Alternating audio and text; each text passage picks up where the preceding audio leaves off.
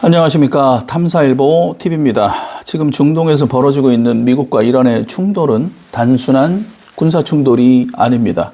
이 전쟁의 배경에는 미국 국내 정치, 중동 권력 구조, 석유 패권, 글로벌 군수 산업, 이 네 가지가 동시에 얽혀 있습니다. 가장 중요한 질문은 이것입니다. 왜 하필 지금인가?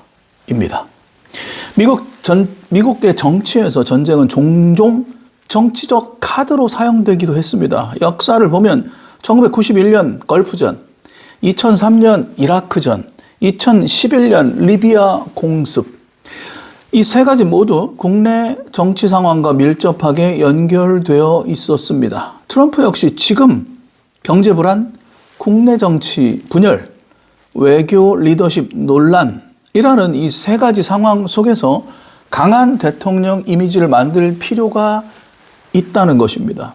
전쟁은 가장 강력한 정치적 메시지가 됩니다.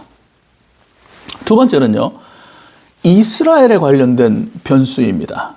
이스라엘에게 이란은 단순한 경쟁 국가로서 존재하지 않습니다. 이스라엘에게 이란은 존재적 위험 그 자체입니다. 이란은 헤즈볼라, 하마스, 시리아 친이란 민병대 등을 통해 지속적으로 이스라엘을 압박하고 있습니다. 따라서 미국과 이스라엘은 오랫동안 이란 군사력 약화 전략을 준비해 왔습니다. 이런 충돌은 이 전략이 현실화된 것이라는 분석이 지배적입니다.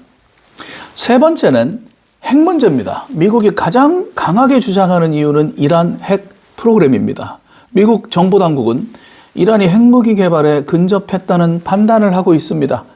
핵무기 보유 이란은 중동 권력 균형을 완전히 바꿉니다. 그래서 미국은 핵시설 제거 플러스 군사력 약화, 이 두 가지를 동시에 노리고 있습니다. 전문가들이 보는 트럼프 전략의 궁극적인 목표는 세 가지입니다. 첫 번째, 핵 프로그램 제거. 두 번째, 이란 군사력 약화. 세 번째, 정권 교체 가능성. 특히 이 마지막 목표는 이라크 전쟁과 매우 유사한 전략적 특징을 띠고 있습니다. 자, 그렇다면요, 이어서 이란 전쟁이 대한민국 경제에 미칠 충격에 대해서 말씀드려보고 싶습니다. 중동 전쟁은 한국과 멀리 있는 것처럼 보입니다. 그러나 사실 한국 경제는 중동 지역과 매우 밀접하게 연결되어 있습니다. 특히 석유, 해상 운송, 글로벌 금융, 이 세 가지가 치명적인 문제입니다. 첫 번째, 호르무즈 해협입니다. 호르무즈 해협은 세계 석유의 약 20%가 통과하는 길입니다. 그곳이 바로 호르무즈 해협이라는 겁니다. 이 해협이 만약 봉쇄되면 유가가 급등해버리고 해상 운송비가 급상승하고 물가 역시 상승할 수밖에 없습니다. 한국은 석유의 약 70% 이상을 중동에서 수입합니다. 따라서 전쟁이 장기화가 된다면 직접적인 경제 타격을 강력하게 받을 수밖에 없습니다. 자, 두 번째는 가뜩이나 어려워하는 환율 충격입니다. 전쟁이 터지면 금융시장은 즉시 반응합니다. 보통 발생하는 흐름은 첫 번째, 안전자산 선호, 두 번째, 달러 강세화, 세 번째, 원화의 약세화입니다. 원화가 약해지면 수입 물가가 급상승하고 에너지 가격이 상승하며 금리 상승의 압박을 받습니다. 자, 그렇다면 한국 산업의 영향을 구체적으로 보면 어떻게 진행이 될 것인가를 보면 자동차 관련된 분야는 글로벌 경기 둔화로 인해서 자동차 판매가 급 감소할 것으로 보이고, 반도체 분야는 세계 경제 둔화 때문에 IT 투자가 감소할 것으로 보이고, 해운 분야는 보험료가 상승하면서 물류비 상승으로 이어질 수밖에 없습니다. 즉, 중동 전쟁은 한국 경제에 가히 복합적인 충격을 줄 수밖에 없다는 것입니다. 가장 위험한 시나리오는 이겁니다. 호르무즈 해협의 봉쇄. 자, 이 경우 유가는 $100 혹은 그 이상까지 폭등할 수가 있습니다. 한국 경제는 직접적인 에너지 충격을 받을 수밖에 없다라는 거죠.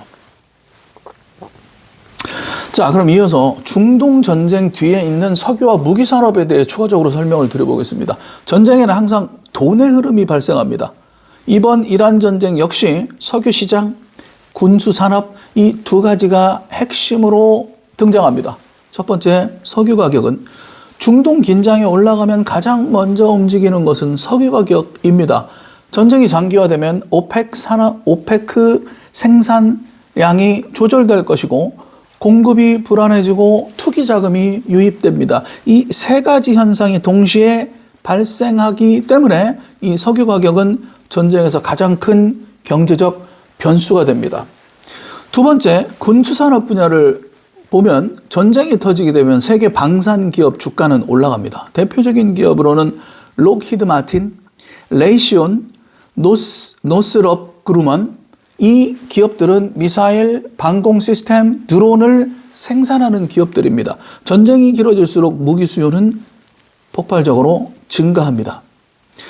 중동 군비 경쟁도 빠뜨릴 수 없습니다. 이란 전쟁이 확대되면 사우디아라비아, UAE, 카타르, 터키 이 인접 국가들 역시 군비를 확대할 가능성이 커집니다. 즉 전쟁은 중동 군비 경쟁을 촉발시킨다는 겁니다.